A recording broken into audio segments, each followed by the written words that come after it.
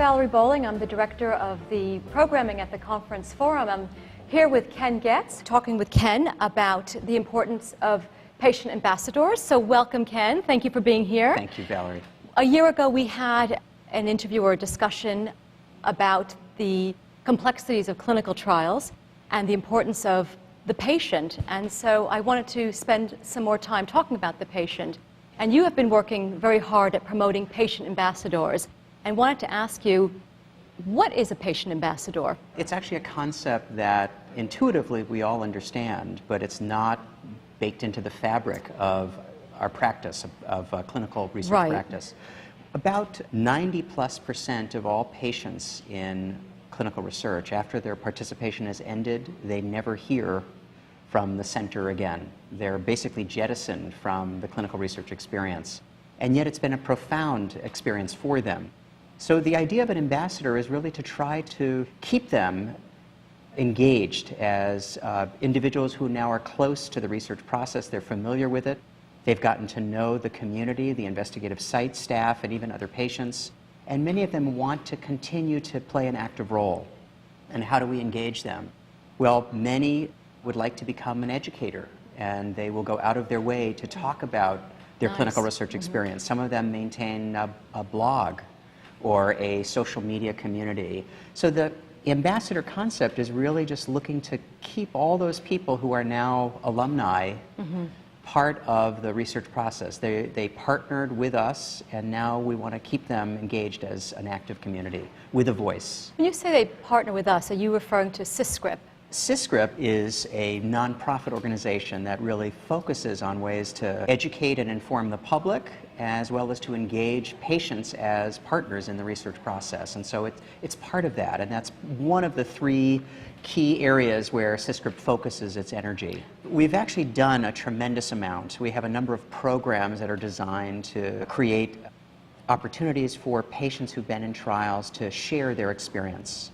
Some of it might be the ways that we actually get the patients to actually sign up in our speakers bureau, or we refer them to the media, for example, or to other patients when we get inquiries. So that's a very sort of ad hoc and informal way that we keep them engaged. We also have a newsletter that we provide to give patients a sense of community, that they're part of now the research enterprise, and we give them updates on things that are happening, about events that may be of interest to them, with invitations for them to attend them. We have live events, our Aware for All program. We place patients often in public library or a community center where they can also talk about their experience. And so those are all different ways that we create this sense of continuation after their trial has ended. Having seen the website, I came across Medical Heroes. Can you tell us more about this? So the Medical Heroes concept was really designed to rebrand clinical research, and it actually has meaning and branding value or positioning value at every stage in the continuum.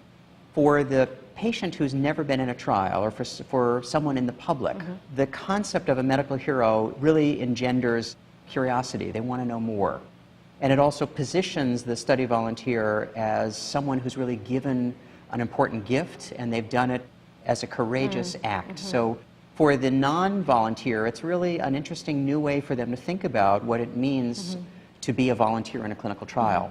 For people who've been in a study, it's a way that we acknowledge and recognize the gift that they've given us, and we are showing our appreciation by honoring them as a hero in helping advance medical knowledge. So the Medical Heroes concept plays in there as well. The ambassador program, that's a big part of it. We essentially brand all of our study volunteers as medical heroes, so that positioning really carries through long after they've ended their trial, and many people carry their participation with such great pride, as they should. And they are indeed medical heroes. They are indeed.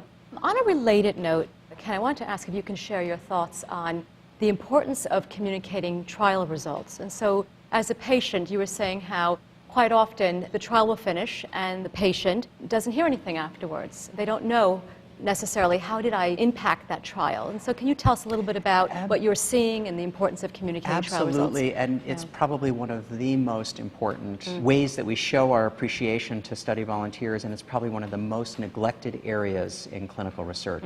Virtually every patient who's been in a trial, as soon as their participation has ended, they never learn about the results of their own study. Right, yeah. They never find out what was learned, they never find out that their participation mattered, and it's exactly what they were looking for and what they needed to feel that they really made a difference.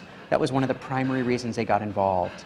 So CSCRIP, about 5 years ago, started piloting programs, working with a number of pharmaceutical companies, to translate clinical trial results into lay language summaries. Some of the results are available on a registry like clinicaltrials.gov, but it's primarily written in a very technical language for the scientific community. And this was an effort to really basically give back the results to patients in a language that they understand and to position it as an important part of their trial experience. And we hope that this will become a standard in the industry. We have about 30 companies that are now doing this. We feel strongly, as they do, that this has to become just a standard practice. It's a shame as an industry that we have not supported the disclosure of clinical trial results to the very volunteers who gave us their gift of participation. Well, I have to congratulate you on leading that journey. And we're starting to see examples in the marketplace. I think of the Blue Button project that the White House is involved with, and Pfizer and a few other companies. You all started it, and congratulations on that, because that is really important for our patients. Thank you, Valerie. And may it continue. So thank you, Ken, very much for being with us. Thank you. Thank you.